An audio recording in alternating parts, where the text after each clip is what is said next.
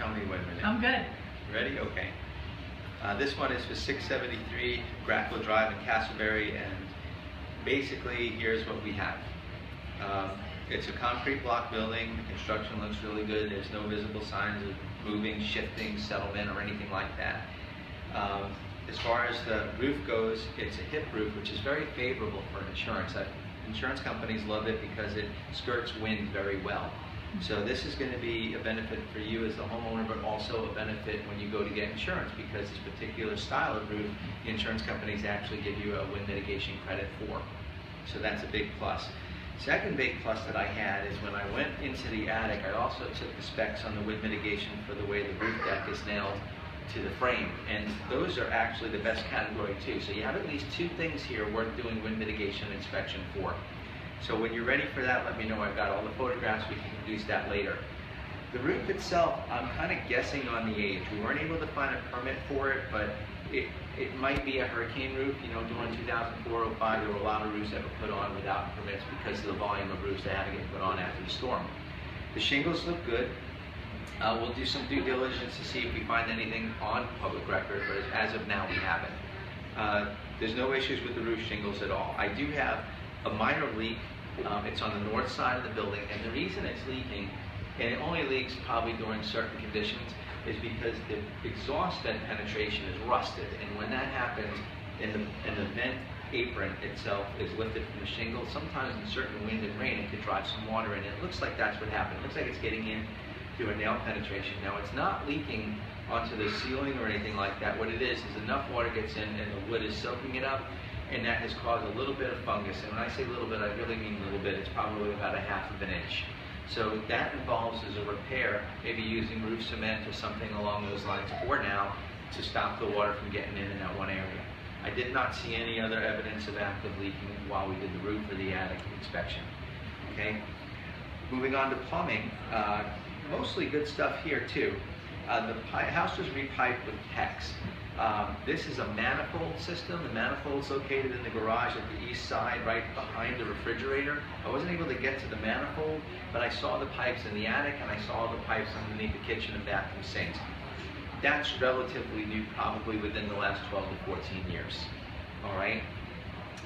The water heater was replaced as well. That one was replaced in 2012. You may want to check with the homeowner on the timing of the repipe. I know the water heater was 2012. I wasn't able to ascertain through public records information on what year the pipes were replaced, but maybe they have some documentation to show you the year. All right, but the important thing out of this conversation is that they repiped it from copper to PEX. That's a positive, so you have basically new water supply pipes in the house. Air conditioning system, the same thing. What I really like about doing houses like this is that we're dealing with people who have maintained and upkept their home, which is really very good. It means less work for us, obviously, and a happier customer when they get the results. The air conditioner was replaced in 2008. We verified that through the city of Castleberry via permit. It's a 3.5-ton carrier. It's working really well. There's no real issues with the equipment itself. The air handler is a furnace. It's a natural gas furnace. You have natural gas here. That means that if you're like a chef person and you want to run a gas line instead of electric to cook, a lot of chefs like that. You have the ability to do that. You also have the ability to run one for a barbecue or something like that. So that's an advantage. This particular HVAC system has a UV light filtration system in it. That's an above average filtration system. The UV light kills mold, allergens, bacteria, and all kinds of things that typically will build up in an air handler cabinet. So the advantage you have is it's an upgraded filtration system. You just need to know you change the UV light bulb once a year, right? And you can probably talk to an air conditioning person to get more information on specific tips that they want to give you. So this is all positive. On the electrical system, these are the areas where we have a little bit of challenges. Nothing's insurmountable though. Important disclosure information. The Federal Pacific panels that are in the house are at the main service panel, which is at the south wall, the air conditioning service disconnect at the north wall, and the garage sub panel at the east wall. We're going to recommend an electrician just evaluate those for safety, and if he deems they need to be replaced, they should be replaced. If he deems not, then whatever opinion you want to go with. The homeowner disclosed to me that they do plan on replacing at least one of the panels. I didn't ask specifically which one, but most likely it will be the garage one.